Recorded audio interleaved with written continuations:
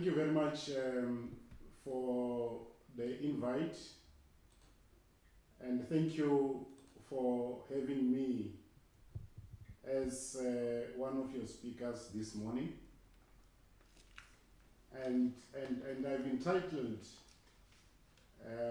my presentation Siphefumula, ngenxeba, Reimagining Gender-Based Violence in the African Family through the lenses of the biblical narrative of Tamar.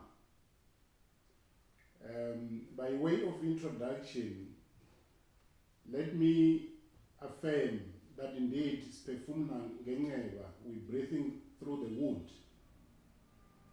We are struggling to breathe because of COVID-19, but even worse, from gender-based violence. Hence, the president of the country would have said it is the second pandemic in South Africa. We can't breathe because this scourge has a face.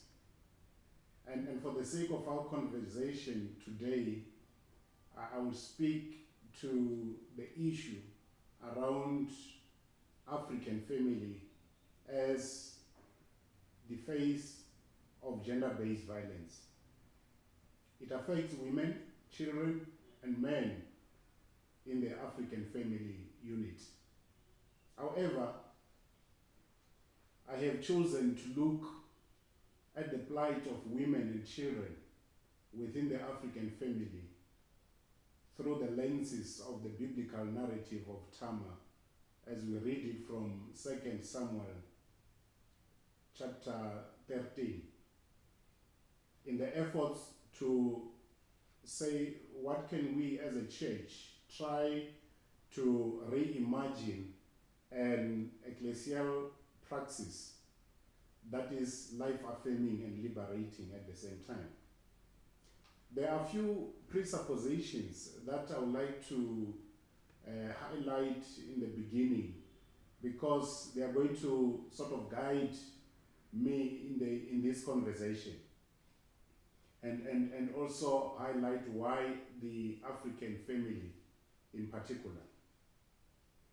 The first one being, an African family unit is my interlocutor in doing ministry. I work with the African family on a day-to-day basis. Two, an African family unit is not immune nor innocent when talking about gender-based violence. Three, gender-based violence is sin against humanity, and an African family unit is constantly under attack from this monster.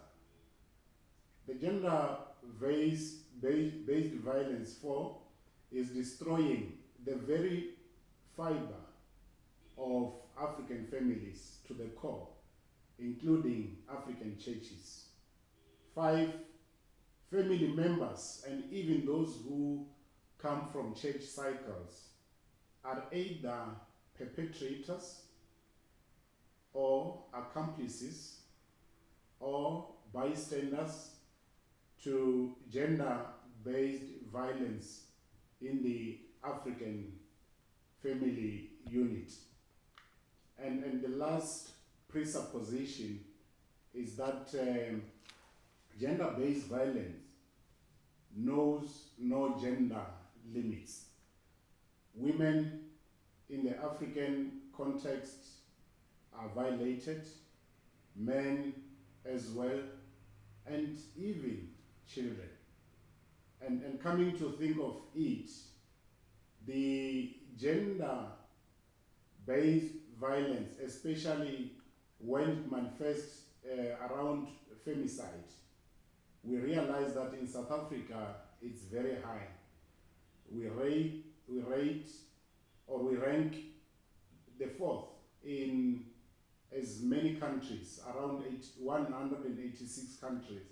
We are 4th when it comes to femicide, according to the World Health Organization.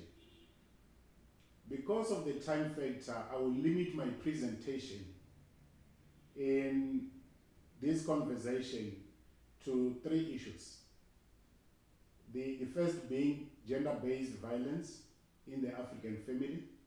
The second being gender-based violence through the lenses of the biblical narrative of Tamar. And lastly, the gender-based violence in the African family reimagined. The first one is gender-based violence in the African family. And I will hasten to highlight that gender-based violence in an African family context is a painful reality. As we come together in this fashion, we all know of someone who has been affected by this reality. What is even more worrying, according to me, being the fact that it happens in our own families. And when it happens, the typical responses that we normally get are, one, we try and sweep the matter under the carpet and pretend that it doesn't exist in our families. 2, we hide and protect the perpetrator. 3, we remain silent, but at the same time try as much to shame and dehumanize the victim or the one who has been violated. Consequently, when you look at African family units, you realize that there is ongoing creative and at times disruptive and at times destructive tension, which always manifests because of this elephant in the room. And some will even resort in taking matters into their own hands. And indeed, we can't breathe in African families. In order to investigate what might be the contributory factor as to why it becomes difficult to deal with gender-based violence in the African family and by implication African churches, let us revisit the story of Tamar in 2 Samuel 13. And indeed, this brings us to the second matter, gender-based violence through the lenses of the biblical narrative of Tamar. Gender-based violence is an ancient sin, and perhaps there is no other biblical text that pulls together various dimensions of gender-based violence than 2 Samuel 13, and in particular when you focus on 19 to 23. It gives one a lot of angles as to how best to define gender-based violence and also its manifestation within a family unit.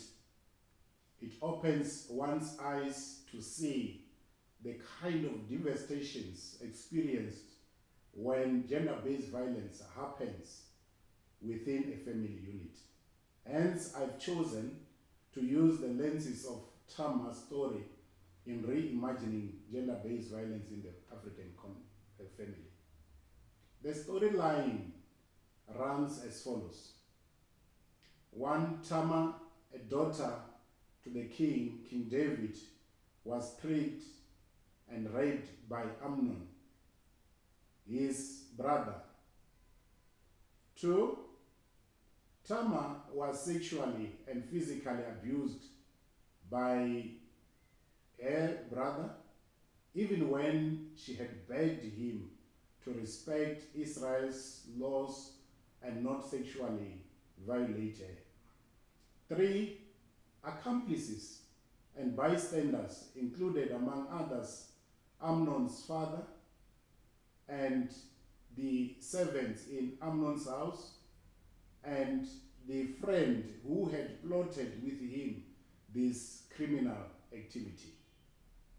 For Tamar's brother, Absalom, heard about it, but encouraged her to be silent, while at a later stage he avenged for her abuse.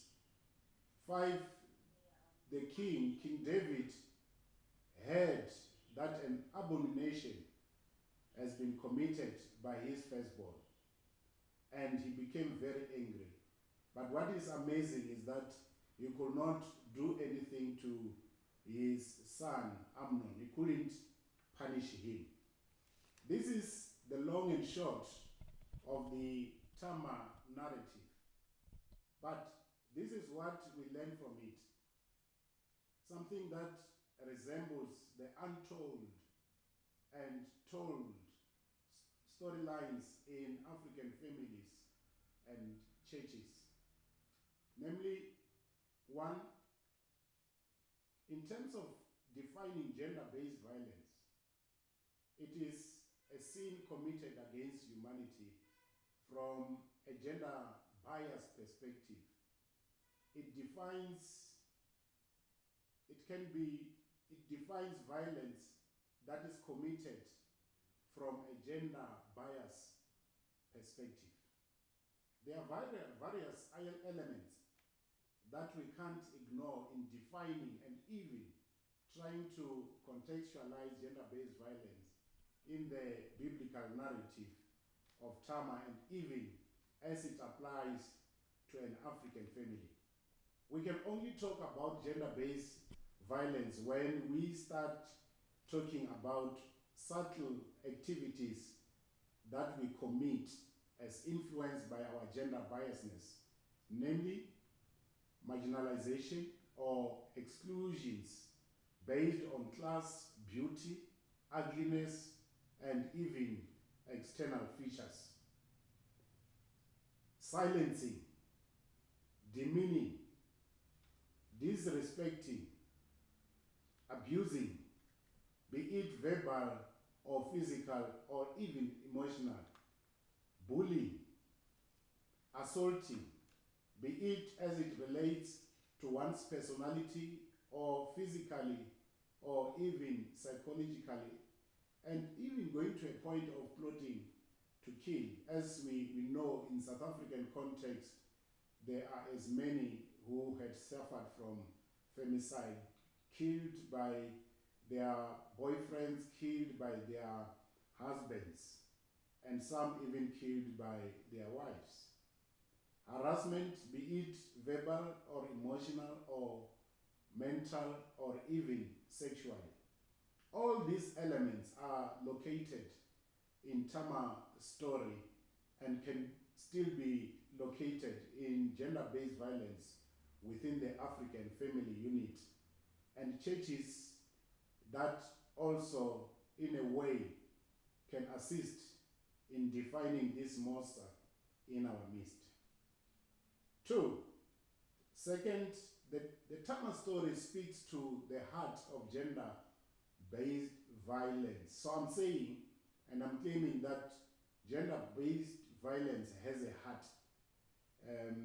And this heart, as experienced in the text and as experienced in the African family unit, occurs because of a tripartite or unholy alliance of 1, masculinity and power dynamics involved in gender-based violence. 2, patriarchy. 3, the cultural undertones that underpins perpetual gender-based violence as it applies to both genders. But there is a particular bias when coming to African women because of masculinity, power dynamics, and even patriarchy. It goes without saying that the three partners in this alliance are troublesome. 3. The Tamar story speaks to the soul of gender-based violence, which is deception. It is the snare and tactic of the devil who comes as a thief to steal and to kill and to destroy, as outlined in John 10:10.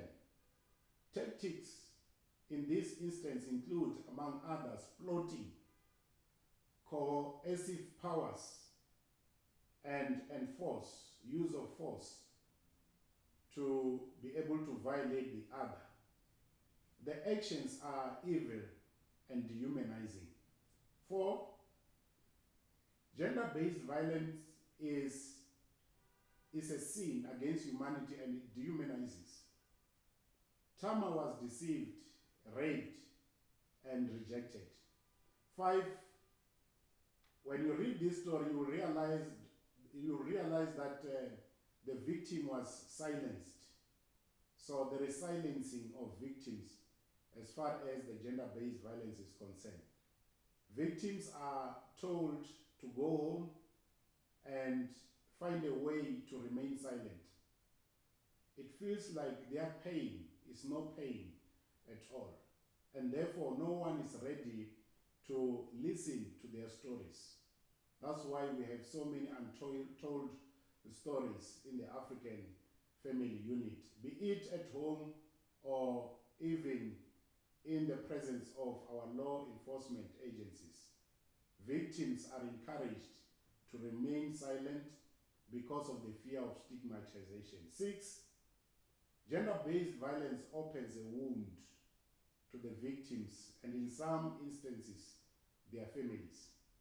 It cuts too deep that it leaves scars, emotional, physical, mental.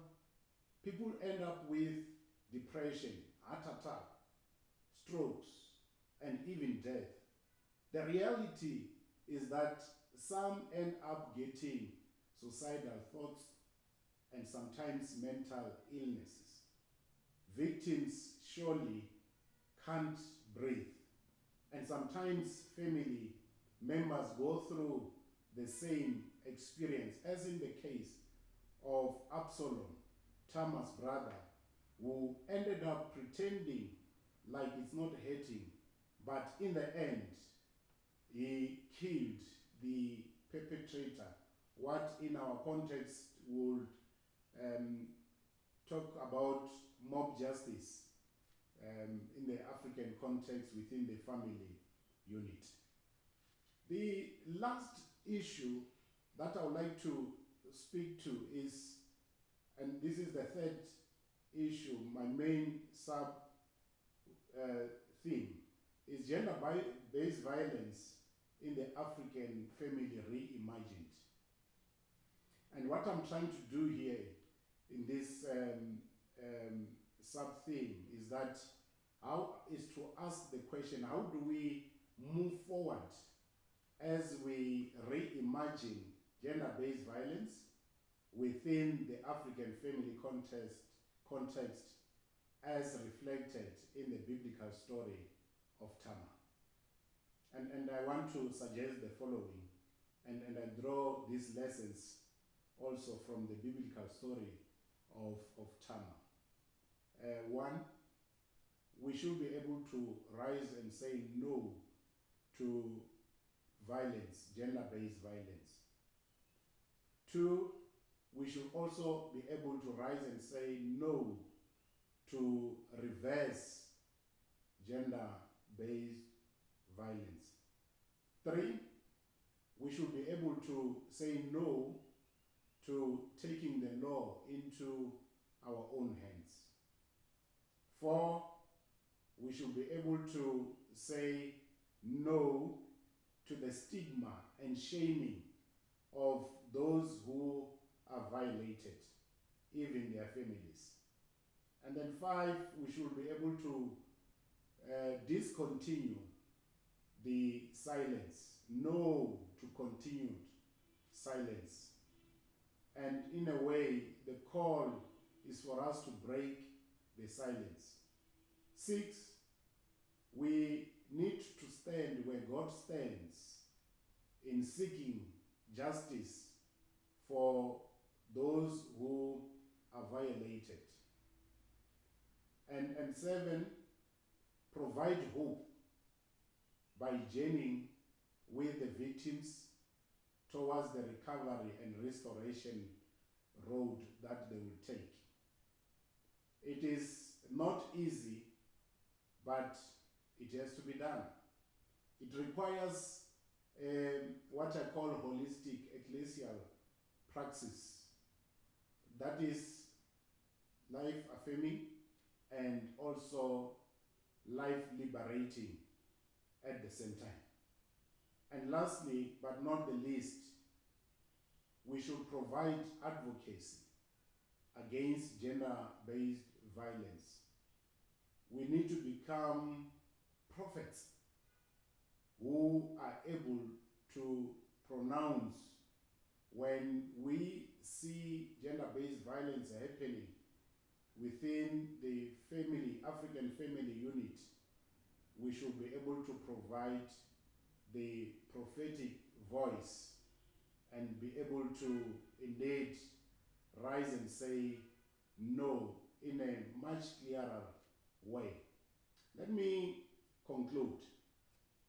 In conclusion, I want to call upon all of you to say, rise and be counted among those who become transforming agents in our society, those who choose to stand against gender-based violence, those who choose to stand with God in seeking justice to those who are being violated. Let your humanness, let your Ubuntu philosophy of life help you to rise as an African in defense of humanity, especially when we can't breathe through this cage. And with those words, I would like to say thank you very much. Rea leboga, siabulela, danki, asante, for having given me this precious opportunity. Thank you.